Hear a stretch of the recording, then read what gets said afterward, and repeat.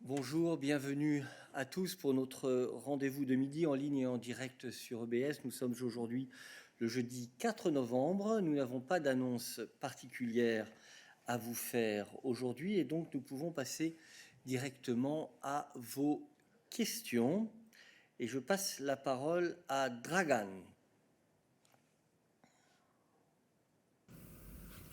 Bonjour, j'ai une question pour Peter Stan, s'il est là, ou quelqu'un d'autre qui peut me répondre. Ma question est la suivante. L'officiel américain Christopher Hill à venir apparemment ce week-end en Bosnie avec des propositions concrètes, comme il a annoncé ça au Congrès américain, pour résoudre la crise en Bosnie. Est-ce que c'est une action qui est commune avec est-ce qu'on peut confirmer ça? Et de l'autre côté, le Premier ministre de Kosovo à Pristina, Albin Kurti, a de nouveau répété qu'il refuse absolument l'association ou la communauté des municipalités serbes à Kosovo, malgré le fait que l'Union européenne et les États-Unis ont répété que tous les accords dans le cadre d'accords de Bruxelles doivent être respectés et mis en œuvre. Est-ce qu'on peut faire un commentaire là-dessus? Merci. Merci, Peter. Merci, Dragan. Notre règle, c'est que nous ne commentons pas les remarques des autres. Notre position est très claire sur les accords qui sont réussis dans le cadre des dialogues entre Pristina et Belgrade. On doit respecter ces accords et faire tout le possible pour la mise en œuvre de ces accords. C'est sur la deuxième question. Sur la première question, nous avons discuté la Bosnie hier dans cette briefing et je peux seulement répéter que nous sommes très concernés avec la situation en Bosnie et nous sommes très engagés et très actifs pour assister à les leaders politiques en Bosnie-Herzégovine trouver la solution. C'était aussi l'objectif de la visite de la semaine dernière de une représentative des services d'action extérieure avec le partenaire américain, M. Palmer. Donc, les efforts continuent. Je peux seulement répéter que je dis hier que nous sommes attachés à la solution de la crise en Bosnie. Merci, Peter. Y a-t-il d'autres questions sur la Bosnie? Merci de ne garder votre main levée dans le chat que si votre question porte sur la Bosnie-Herzégovine. Nicolas.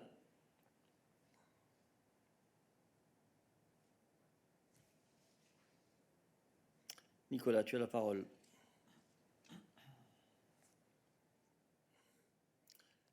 On dirait que tu as un problème de connexion.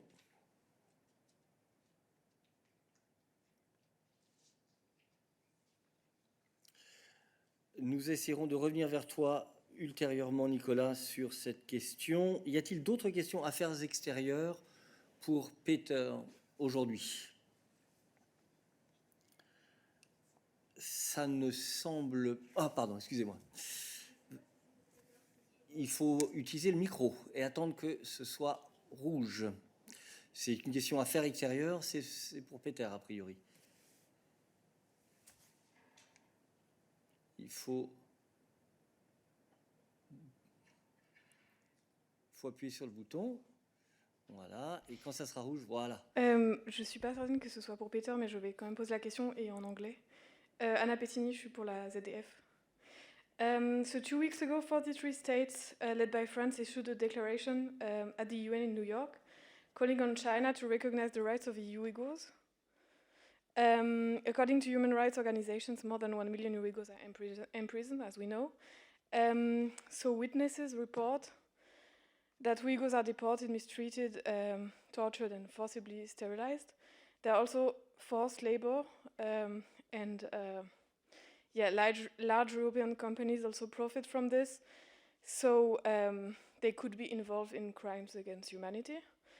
So I have two questions. The first is, what specifically does the EU Commission demand in order to ensure that the human rights, freedom and dignity of the Uyghurs are respected, and what does the EU Commission plan to do about products on the European market that are produced under forced labor from the EU EGOs? Thank you. Thank you. The first question is definitely for Peter, perhaps the second as well, or else we will see. Yeah, go ahead.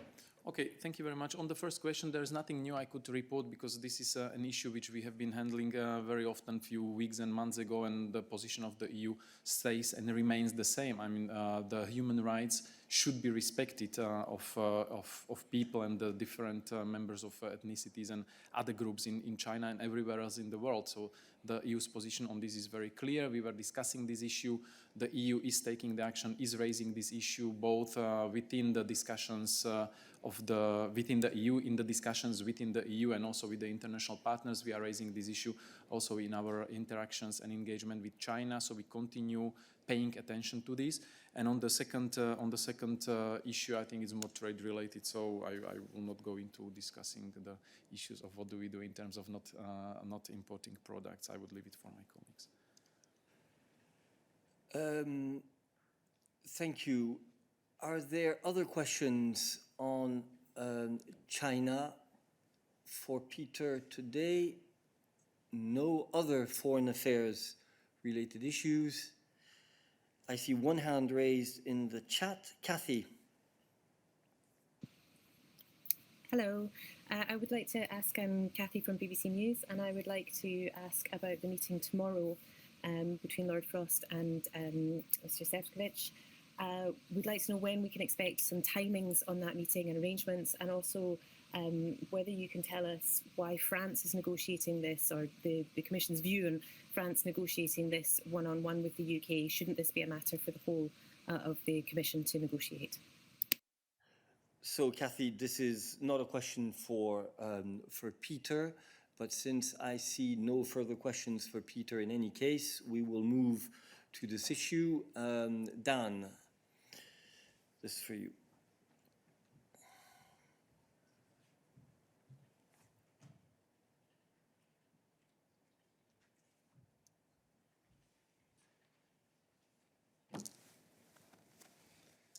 Hi, Kathy. Thanks very much for your question.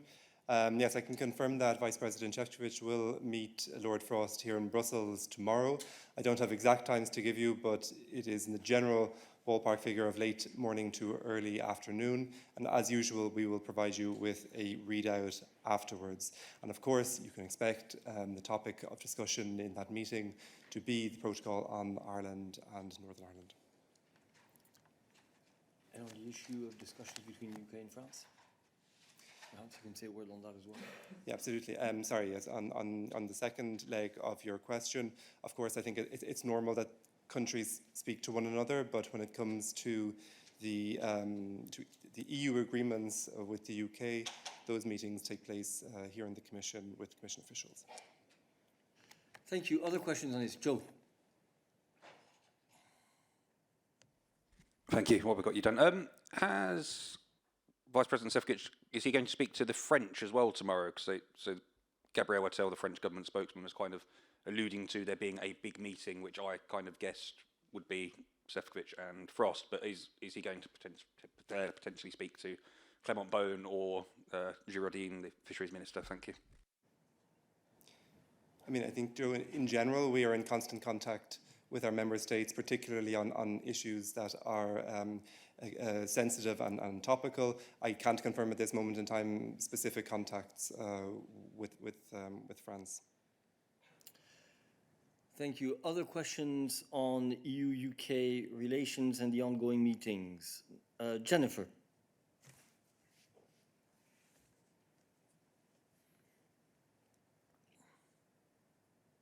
I'm aware, of course, you can hear me, I hope. Thanks for giving me the floor. I wanted to ask about fish. We are aware, of course, that there's a meeting going on between David Frost and Clement Beaune at the moment. But can you update us on the technical talks that took place yesterday afternoon? I realise this is a question for Tim, most likely. What progress was made?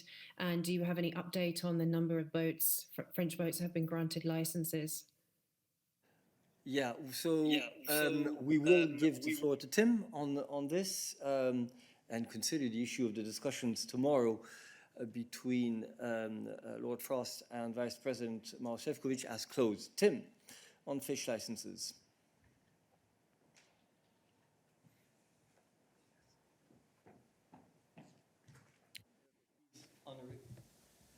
Jennifer, please unraise your hand. Thanks. Tim. Yeah, just a short update for you. So after a series of technical meetings throughout the day yesterday and another round of senior official meetings in the evening, there's a growing understanding of positions taken. It's clear that there are many points of convergence on the various outstanding issues, but it's also clear that more time is needed in order to conclude what has proven to be a highly complex process. So the talks continue. Thank you. We stay on the issue of the talks on fish licenses. Please, Jennifer, you have a follow-up. Briefly, is there anything you can say about the numbers of licenses at this stage? No, Jennifer, the talks are continuing, so I don't have anything else to say on numbers at the moment. Other questions on this? Joe. So you're not going to mention the license numbers. Would you entertain us with, have there been any more progress, or are we still at the same numbers you were previously briefing? And then could you give some kind of information on, is there timings today? Are they going to be, are the talks continuing all day? Are they going to be evening talks again? Or are we going to expect them to carry on all the way through to Friday or next week? How long are these going to last for? Thank you. All I can say, Joe, is that the talks are continuing. I'm afraid, the sequence of questions and answers is going to remain the same until basically we have a result of these discussions. It's obvious that we are not going to be giving you a blow-by-blow account of the discussions. We are working towards a solution, and we will communicate once the discussions are finalized. Pascal. Oui, bonjour. Est-ce que, toujours sur la pêche, vous pouvez nous donner peut-être des précisions sur... On a parlé hier de petites percées dans les négociations concernant les bateaux de remplacement, donc les nouveaux navires qui ont pris la place des anciens. Première chose. Et deuxième chose, est-ce que vous pouvez aussi nous reconfirmer? On voit bien que cet accord pêche qui a été conclu un peu à l'arraché, de manière un peu en force, n'a comporté un certain nombre de lacunes, et nous confirmer que effectivement tous les aspects de géolocalisation n'ont pas été abordés au moment de la conclusion de l'accord. Non, peut-être, Pascal, sur ton deuxième point, partageons certainement pas cette analyse en ce qui concerne l'accord. Il est tout à fait normal qu'un accord d'une complexité telle que celui que l'Union européenne a signé avec le Royaume-Uni l'année dernière contienne des procédures qui doivent ensuite continuer à être définies plus en détail et qui font l'objet de discussions. Donc ça ne me semble pas être hors norme par rapport aux différents types d'accords que l'Union européenne peut passer avec des partenaires. En ce qui concerne ta question sur les navires de remplacement, je passe la parole à Tim, mais je ne pense pas que ce soit une information que nous ayons donnée nous-mêmes. Mais Tim pourra peut-être te préciser les choses. Oui, c'est pas d'informations que nous avons fournies, et oui, je reste à ce que j'ai dit au début. Les discussions continuent et on ne va pas rentrer dans des détails. Voilà, et je crains que ce sera la même réponse à toutes vos questions de détail sur l'état d'avancement des discussions tant que celles-ci seront encore en cours. Y a-t-il d'autres questions sur ce sujet? Nicolas, je sais que ta question porte sur autre chose. Alexandre, une question sur ce sujet?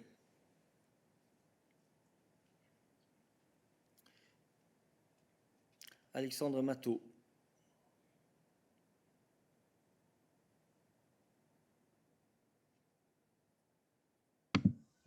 Hello, are you listening me? Did you hear me? We can hear you. Is your question on Yeah. this issue of EU-UK relations? No, it's a question about economic reforms in Spain and the link between these reforms and the Next Generation funds. Yeah, Alexander, please help me manage this briefing the most efficient way possible. Let me remind you all that we try to deal with issues one after the other. Only raise your hand once we have finished a specific issue if your question concerns something else. So let me repeat the question. Do we have a question on EU-UK relations, in particular fish licenses? Quentin. Oui, bonjour Eric, est-ce que tu m'entends? Oui, vas-y. Oui, vas-y. Super. Alors, c'est EU-UK, c'est pas vraiment sur la pêche. Donc, vas-y. Ah, tu m'entends? Excuse-moi, j'ai été coupé. Non, la question que je me posais, c'était il y a plus d'une vingtaine d'organisations qui ont signé ce matin une lettre pour que les négociations sur Horizon Europe avancent avec le Royaume-Uni et qu'il y a un accord d'association. Est-ce que ce serait possible que Dan ou Johannes nous fassent une réaction sur qu'est-ce qu'ils en pensent et un peu avoir l'état des lieux des dernières discussions? Merci.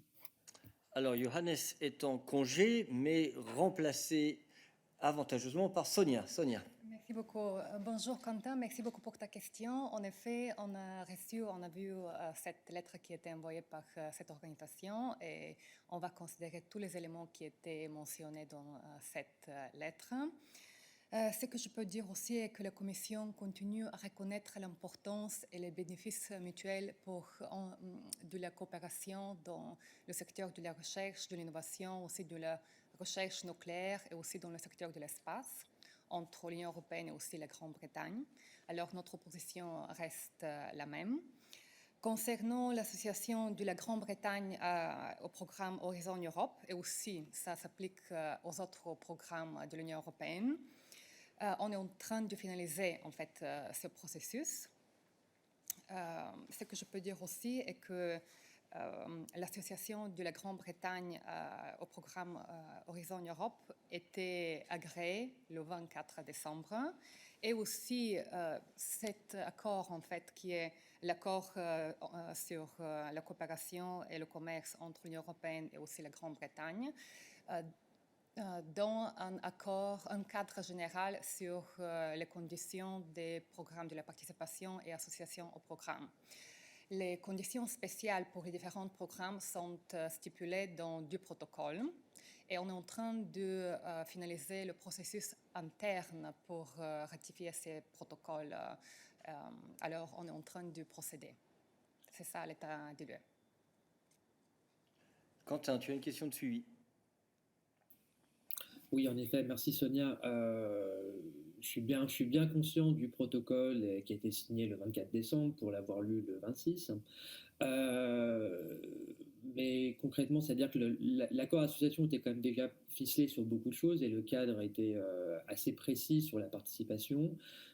Comment la Commission explique que ces discussions prennent autant de retard? Est-ce que ça veut dire que l'association est liée à les autres points de tension qu'on a tant sur la pêche que sur l'Irlande du Nord, ou est-ce que c'est des difficultés qui sont liées aux détails de l'association? Merci beaucoup, Quentin, pour ta question du suivi. Ce que je peux dire est que, en fait, on est en train de finaliser le processus interne qui est lié au programme concret. Et ce qui est très important aussi, que la Commission a prévu des arrangements transitoires. Ça veut dire que les participants en fait, britanniques pourraient déjà soumettre leurs offres pour les appels qui sont déjà publiés, en fait sous la condition que les protocoles vont être ratifiés. Alors, tous les calls, tous les appels qui sont déjà publiés, les participants ou les associations britanniques qui sont, les organismes britanniques qui sont intéressés puissent y participer à l'intérim avant, en fait, en vue de la finalisation du processus. Ça veut dire en fait que normalement la participation peut être effectuée en vue d'une finalisation de la ratification des protocoles. Merci. Je ne vois pas d'autres questions sur nos relations avec le Royaume-Uni et donc je reviens à la question de Nicolas, si cette fois-ci ça marche, la question qui portait sur la Bosnie pour Peter. Et voilà, j'ai l'impression que ça marche, c'est un rouge. Vas-y. Peter, je voulais pas que tu commentes ce qui se passe en Bosnie, mais j'ai été perplexe parce que j'ai lu dans le Standard autrichien, Der Standard, une interview, un entretien du commandant de la force de stabilisation de l'Union européenne, le général Alexander Platzer, qui d'une part dit que c'est calme militairement, donc on peut comprendre son point de vue au niveau militaire, mais je m'interroge également parce qu'il dit qu'en fait c'est pas tellement un problème que les Serbes de Bosnie soient armés de façon plus robuste avec ce qu'on appelle des armes d'épaule, donc des fusils mitrailleurs semi-automatiques, puisque son principe est de dire la police autrichienne en a aussi, pourquoi pas les Serbes de Bosnie. Et surtout, il estime que l'armée commune, enfin l'armée unique bosniaque, c'est pas ancré dans le temps, ni dans les accords de Dayton, et que après tout, avant les accords de Dayton, il y avait 3 armées en Bosnie. C'est assez étonnant comme point de vue, parce que ça me semble à rebours totalement de la position européenne, ou alors elle a changé. J'avais pas compris que l'Union européenne était pour la création de plusieurs armées en Bosnie-Herzégovine. Et donc, c'est quand même le général qui commande la force de stabilisation sur place, ça interpelle. Merci beaucoup. Peter. Merci Nicolas. Je ne pense pas que c'est mon rôle d'expliquer les remarques des commandeurs dans une quotidienne autrichienne, mais je peux répéter seulement que j'ai déjà dit la position de l'Union européenne sur la Bosnie-Herzégovine, sur le fonctionnement de l'institution de ce pays, sur l'intégrité territoriale, sur la souveraineté et l'unité de ce pays, est fixée dans les décisions et dans les positions qui sont très connues. La dernière opportunité pour exprimer ces positions, c'était le Conseil des affaires étrangères le 18 octobre avec les conclusions sur l'opération Althea, où vous avez aussi la répétition des positions de l'Union européenne en général sur la Bosnie-Herzégovine et aussi sur l'armée de Bosnie-Herzégovine. Donc, je n'ai pas rien à ajouter, je peux seulement dire une chose que nous félicitons de l'extension de la prolongation des mandats de l'opération Althea hier soir par le Conseil de sécurité des Nations Unies. Nicolas, une question de suivi. Oui, si je peux résumer, pour ne pas faire d'erreur sur la position de l'Union européenne. L'Union européenne est pour le maintien d'une armée unique, enfin d'une armée pour toute la Bosnie et Herzégovine, une armée qui soit commune à toutes les parties, et vous n'êtes pas pour l'armement supplémentaire à la police de la Republika Srpska. Est-ce que c'est bien ça, si j'ai bien compris la position européenne? Comme je dis, la position européenne est très claire, très clairement formulée dans les décisions que j'ai déjà citées. L'opération, par exemple, l'opération Althea et le mandat de l'opération Althea, c'est assister et aider à les forces armées de Bosnie-Herzégovine, forces armées unitaires, forces armées de 7 pays.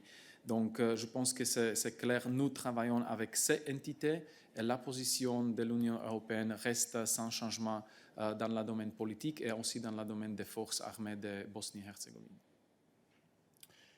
Merci. Je clôture le chapitre Relations extérieures puisque c'était la seule question pendante et je passe à des questions sur Covid qui ont été, je sais, posées. Je passe d'abord la parole à Thomas. Yes, thank you. My question is on COVID and more particularly on the COVID contracts with the companies and transparency. Can you confirm that the conditions for members of the European Parliament to access the new contracts with the companies, such as the contract with Novavax or the third one with BioNTech Pfizer, have been significantly hardened? And can you explain why? Thanks. Thomas, we'll have to come back to you on that question because we're not in a position to answer that here directly from the podium. So Tim, who is replacing Stéphane this week will come back to you on this. Another question on COVID, I think, from Tommaso.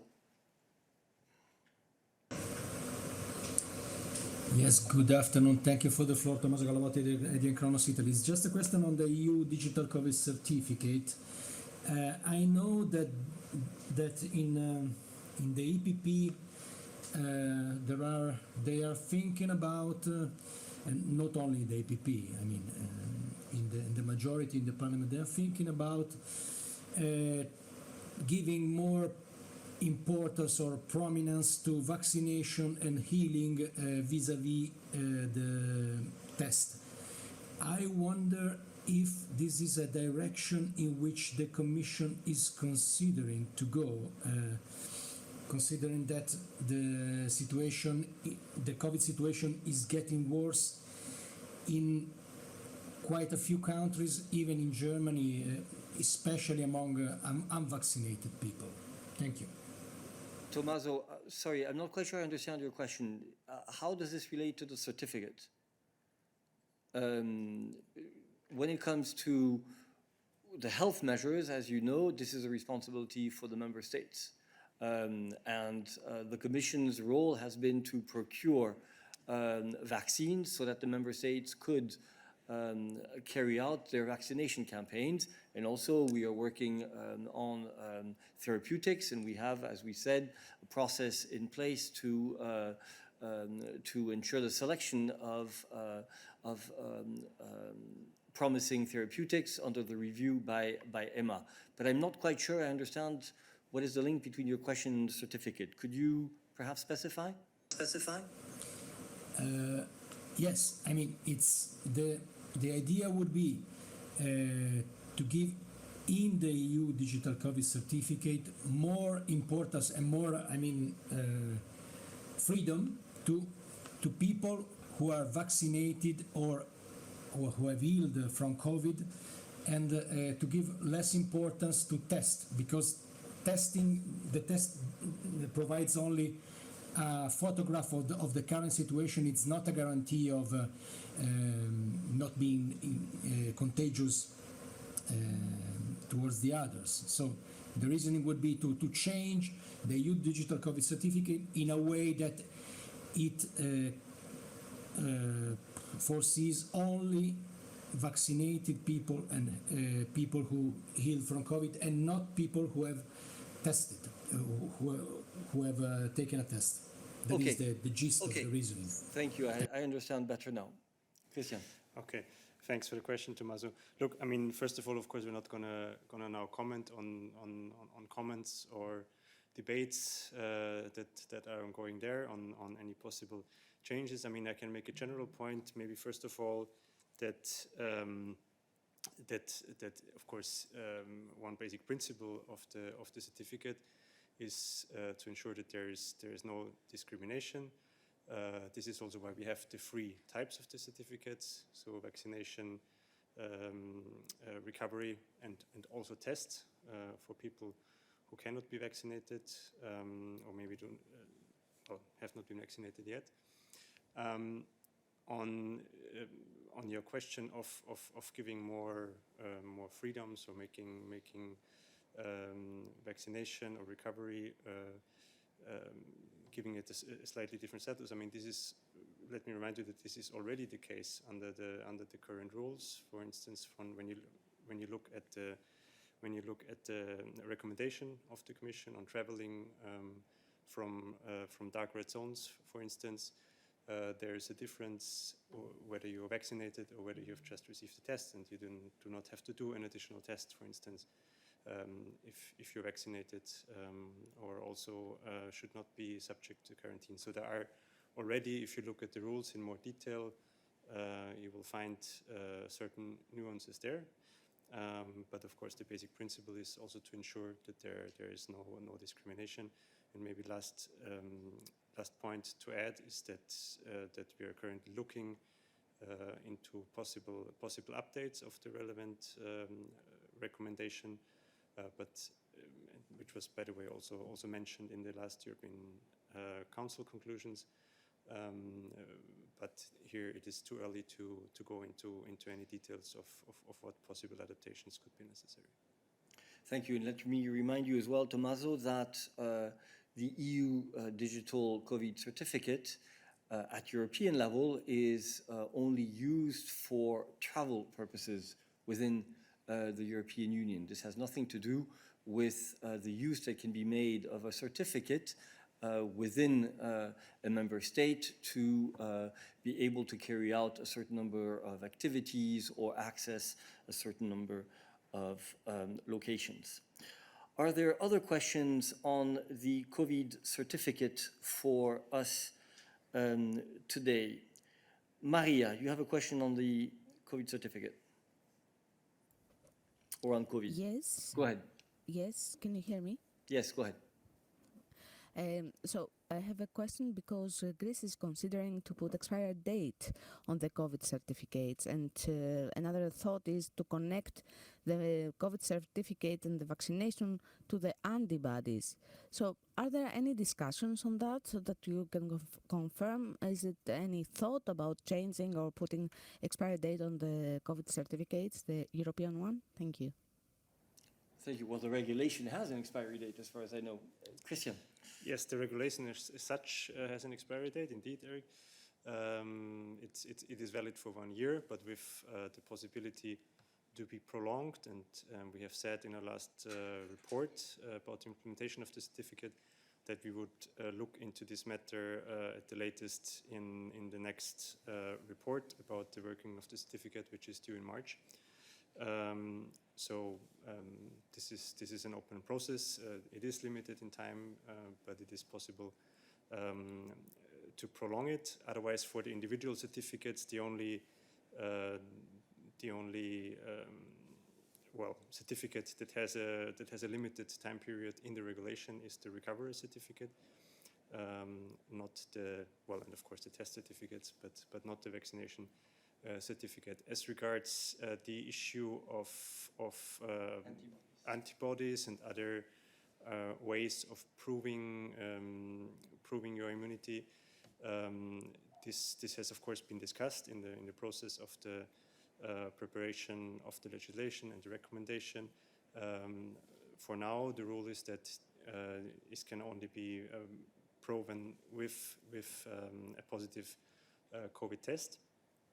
For the recovery, this is based on the scientific evidence that we have available.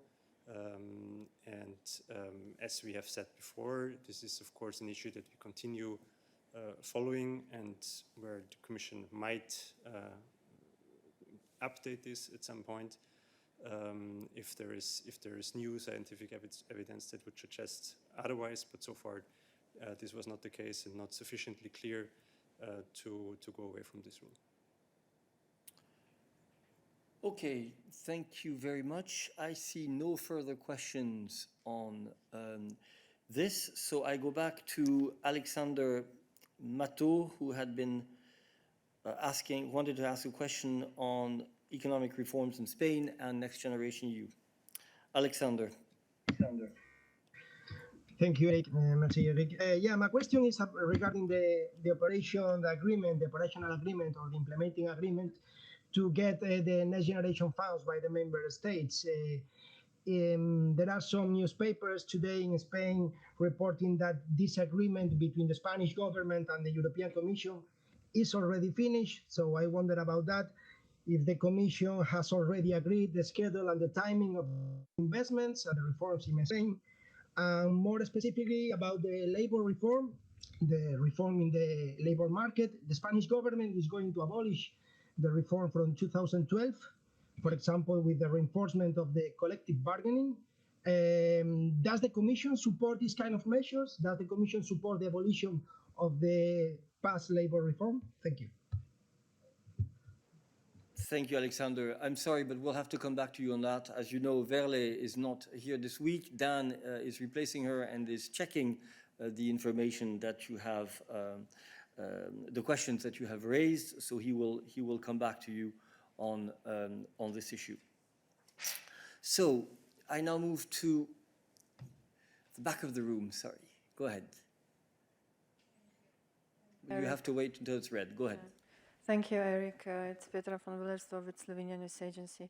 I have a couple of questions still related to the meeting between the Slovenian Prime Minister Janša and Commissioner Reinders that happened last week. The first one is about the EPPO and the issue of nomination of European delegated prosecutors in Slovenia. Commissioner Reinders himself has in the past many times underlined the urgency of the situation, and the European chief prosecutor urged all the relevant stakeholders to protect the EU budget with all available means. So I would just like to understand why the Commission doesn't act. So where are we in this process and what are you waiting for? And the second question is whether the issue of the National News Agency was raised at the meeting. Now you probably know that the agency is very close to the bankruptcy now, and it had to start the second round of crowdfunding campaign trying to get the funds to survive, even though it's the government's duty to provide the necessary funding on the basis of the national law. So yeah, I would just like to know whether this issue was raised also at the meeting when you spoke to the Prime Minister, and what's your take on this, given that the government is clearly ignoring your calls as well to provide the appropriate funding. Thank you. Thank you. Christian. Yes, thank you, Peter, for the questions. I mean, first of all, let me maybe, I think we've provided this to you, but given you raised this, let me say a few words about the meeting and give you the readout of it. Commissioner Reinders had met with Prime Minister Janša in Brussels. The meeting took place at the request of the Slovenian authorities. Commissioner and the Prime Minister exchanged on the key dossiers of the Slovenian presidency. They also discussed about the Commission's rule of law report. The nominations of the European delegated prosecutors was also discussed. Commissioner Reinders informed that he remains available to facilitate the dialogue between the EPPO and the Slovenian authorities.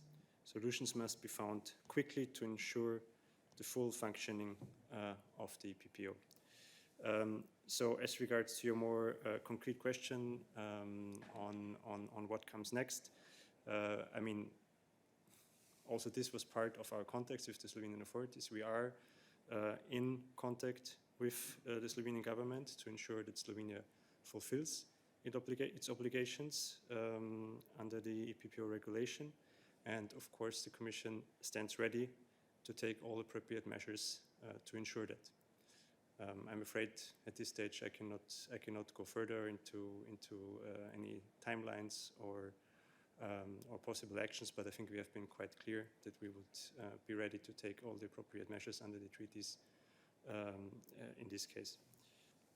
And I think your last question was on the Slovenian press agency. As far as I'm aware, this matter was not discussed at this meeting. You know that we have raised it at many other occasions, and that we have taken a very clear position that the Slovenian government has an obligation under national law to ensure the appropriate funding of the agency, and we continue to expect that the government will follow up in this context, also in the context of the relevant national court decisions.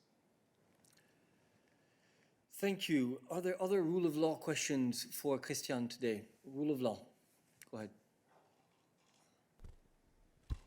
Hi, Christian. I had a question on a meeting that was held between Commissioner Reinders and the Attorney General of Cyprus a couple of weeks ago on the latest. I believe that part of that discussion included the Cyprus investment plan and the latest acts of the Cypriot government as a response to the infringement procedure. So what's the latest from that? And also if you could let us know who requested that meeting. Thank you. Yeah, on this, I would need to get back to you on the specific meeting. in general, you know, of course, our position on the citizenship for investment program, where there's an ongoing infringement procedure, where we have received a reply from Cyprus on the recent opinion, and are currently analyzing this. So this is where we stand in this context. On the question, or your more specific question as to who requested the meeting, let me get back to you this afternoon. Thank you very much. Are there other rule of law questions for Christian? That is not the case, so I go to Diego. Oui, merci beaucoup Eric. J'ai 3 questions concernant le vol Vienne-Bratislava de Madame von der Leyen. La première est-ce que vous pouvez publier les moyens de transport pour les déplacements de Madame von der Leyen, comme ça on pourrait tous un peu se faire une image de quoi ça ressemble. Et mes 2 autres questions dans ce même contexte sont est-ce que la présidente de la Commission prend des initiatives actives pour prendre plus souvent le train ou le bus pour des déplacements officiels? Est-ce qu'il y a une pensée derrière là pour réduire un peu l'empreinte carbone? Et la deuxième chose, est-ce que ça se passe aussi peut-être à d'autres niveaux? Je ne sais pas, par exemple, quand il y a un dîner à la commission entre la présidente et quelqu'un d'autre, avoir des plats végétariens ou locaux, est-ce qu'il y a une sorte de... Quelles sont les initiatives prises au plus haut niveau politique pour, dans chaque jour, un peu réduire son empreinte carbone? Merci beaucoup. Merci Diego. Alors sur ta première question, je suis heureux de te dire que cette information est disponible publiquement sur le registre de transparence de la Commission. Si tu vas sur la page qui est dédiée à la présidente de la Commission européenne, tu as un onglet qui s'appelle Transparency, et là tu peux regarder ses missions, et quand tu regardes la partie liée au transport, au coût du transport, il y a des commentaires qui t'indiquent chaque fois qu'un avion charter a été, enfin un avion chartered flight comme on dit en anglais, a été utilisé. Donc cette information est bien entendu publique. En ce qui concerne les modes de transport utilisés par non seulement la présidente, mais tous les membres du collège, la règle est toujours la même, elle est qu'on essaye d'utiliser les moyens de transport adéquats. On utilise ce genre de vol que lorsque le calendrier ou les autres contraintes techniques ou logistiques qui peuvent s'imposer aux membres du collège devant travailler ne permettent pas de prendre un autre moyen de transport. Quant au menu servi lors des rencontres de la présidente avec ses hôtes, tu comprendras bien que, bien entendu, nous essayons surtout de nous adapter aux désirs de nos visiteurs dans la mesure du possible.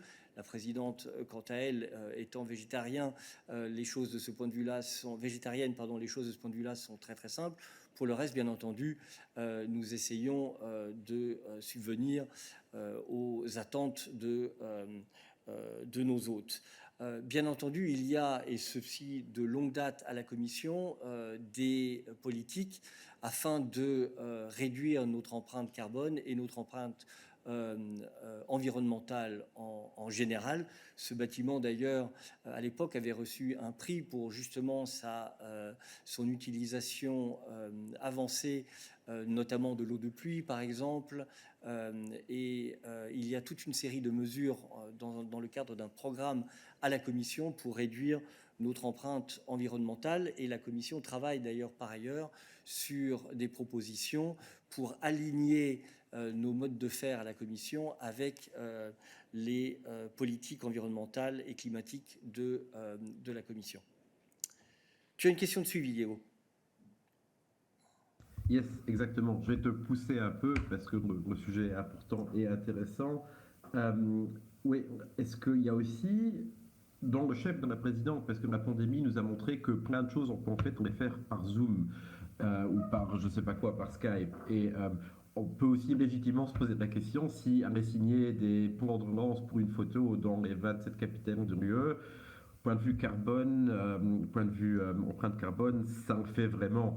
Est-ce qu'il y a des idées ou au moins on se pose la question de vraiment réduire les visites officielles au plus nécessaire possible, ou est-ce que c'est pas du tout, parce que c'est un peu l'image que j'ai si on fait le tour des capitales pour une photo et une signature. Est-ce que ça rentre dans la pensée pour l'organisation future du plan de voyage de la présidente de la Commission et des commissaires? Merci beaucoup. Merci. Ce sont effectivement des questions tout à fait pertinentes. Il est clair que la pandémie a changé les modes de fonctionnement de la Commission en tant qu'institution, et ce depuis le haut de l'institution, c'est-à-dire le collège, jusque dans les services. Et bien entendu, la présidente et les membres du collège utilisent énormément la vidéoconférence dans leurs contacts. Pour te donner un exemple, demain, la présidente a une réunion par vidéoconférence avec les experts qu'elle consulte régulièrement sur l'état sanitaire lié à la crise de la Covid. Et tu as pu remarquer aussi qu'il y a eu toute une série de sommets qui ont eu lieu par visioconférence.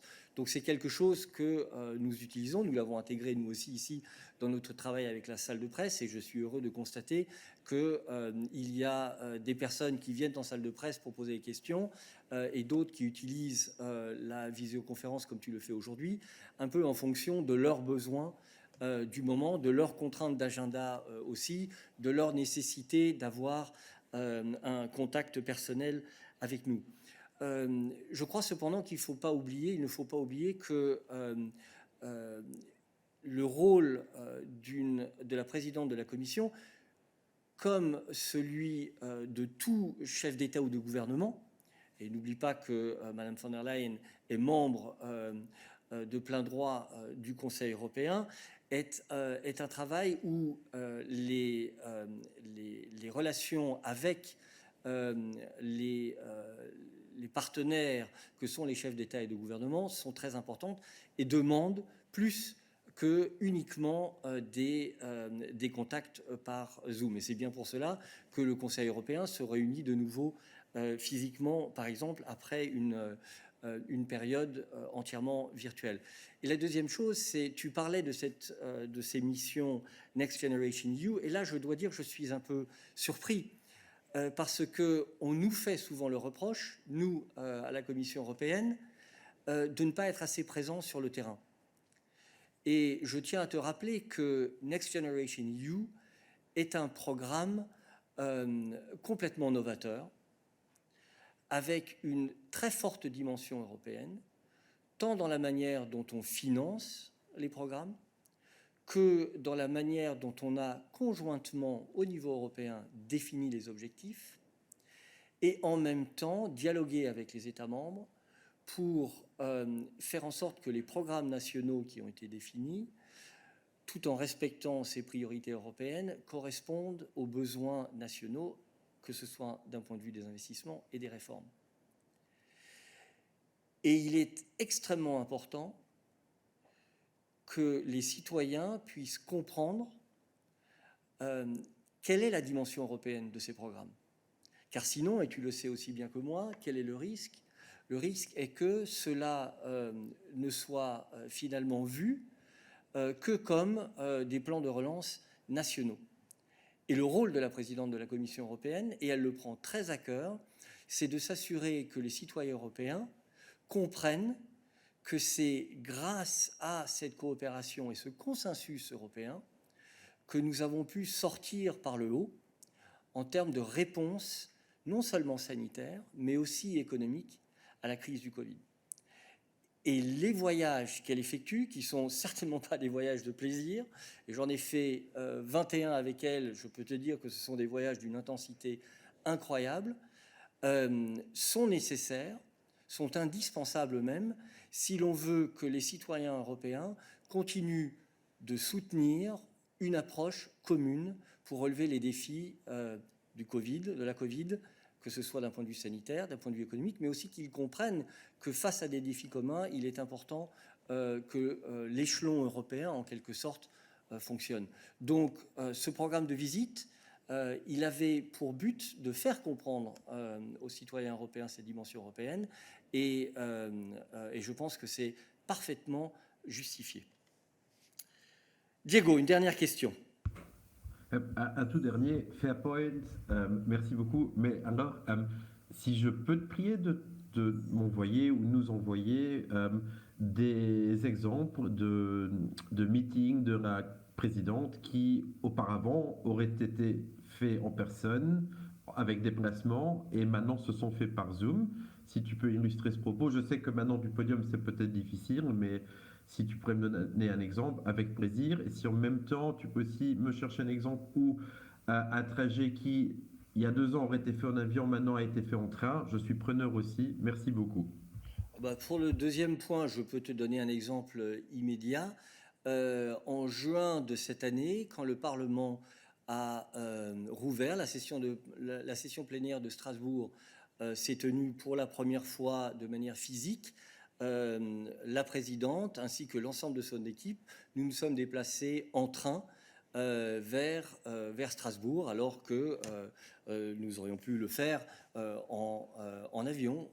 Mais la présidente, évidemment, a utilisé le train parce que son agenda le lui permettait. Quant aux autres réunions, je suis désolé, c'est pas comme ça que ça se passe. Des réunions qui auraient pu avoir lieu de manière physique et qui ont lieu de manière virtuelle, ça peut être par exemple la réunion de demain avec les experts. Mais on est maintenant dans un monde différent où on n'est plus nécessairement en train de se poser la question exactement est-ce que quelque chose doit se faire de manière physique ou virtuelle. Les choses s'organisent de manière virtuelle, de manière tout à fait naturelle, sans qu'on se pose nécessairement la question est-ce que ça serait mieux de faire une réunion physique. Mais il y a d'autres cas où il est évident que pour des raisons politiques, une réunion physique est nécessaire. Lily, is it on this issue?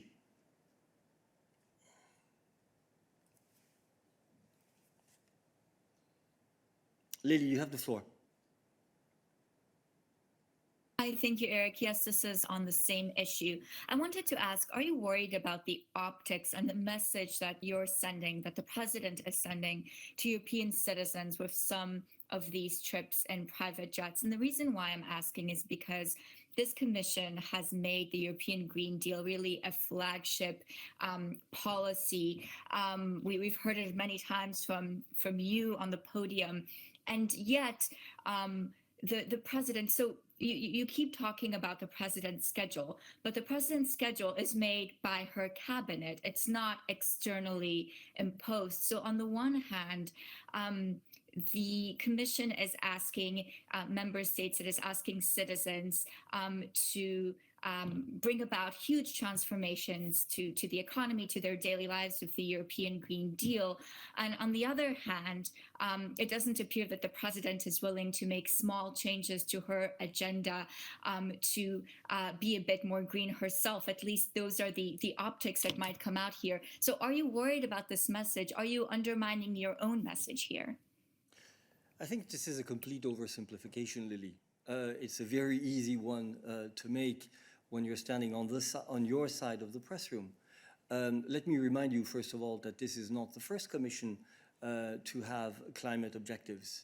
The previous commissions, and have rightly so, set in motion a series of policies and yet gone about their business as executive of the European Union, including when it comes to travel.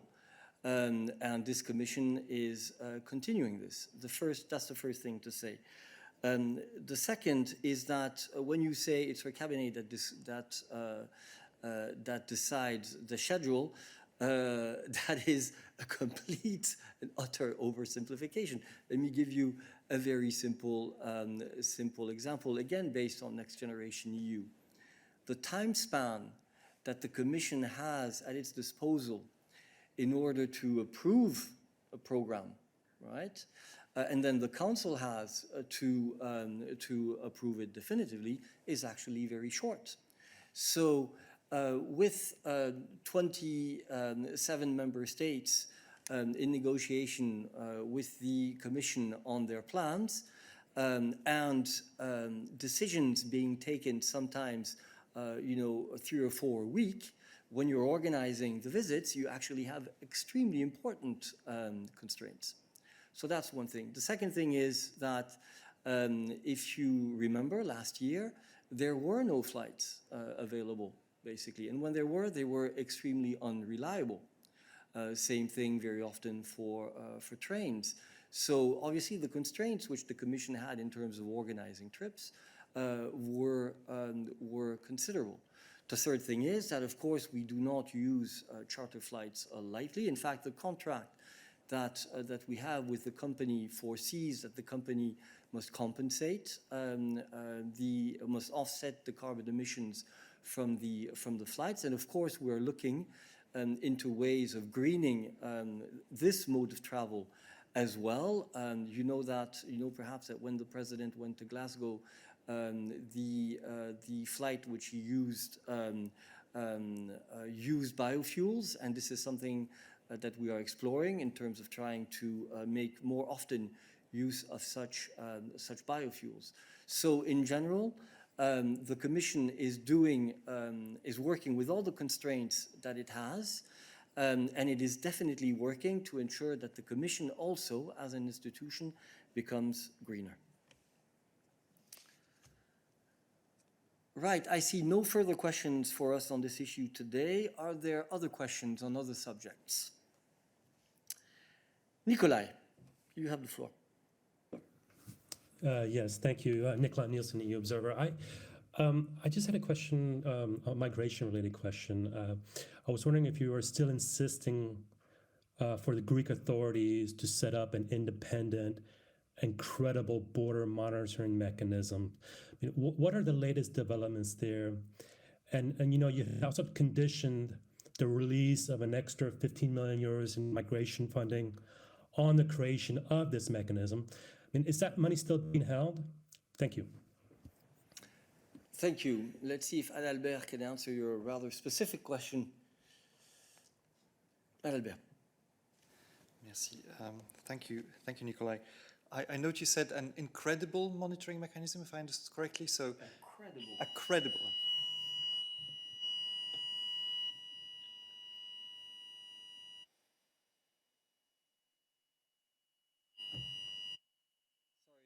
We have the usual alarm test we must be the first Thursday of the month. So bear with us, Nikolai,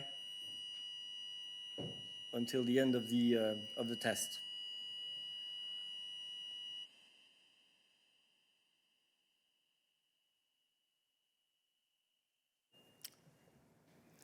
Perfect, and thank you very much for the clarification of the word credible. This makes a lot of sense. About the monitoring mechanism in Greece, yes, we definitely continue our discussions with the Greek authorities about this such a mechanism. As I had an opportunity to explain a few times, we have received reassurances from the Greek authorities that they are committed to putting in place such a mechanism. I do not have a recent update about the state of play of that, so if you allow me, I will check and get back to you as to where we are on this exactly. This concerns also the issue of the request for additional funding that we have received and have been assessing, in the context of which we have had exchanges with the Greek authorities about the establishment of the monitoring mechanism, and I believe that is what you've been referring to. So I will also check on that for you. Thank you. Are there other questions on home affairs for Adalbert today? No. Any other issues for us? No, thank you very much. This brings this midday briefing to a close, and we will meet again tomorrow. Thank you.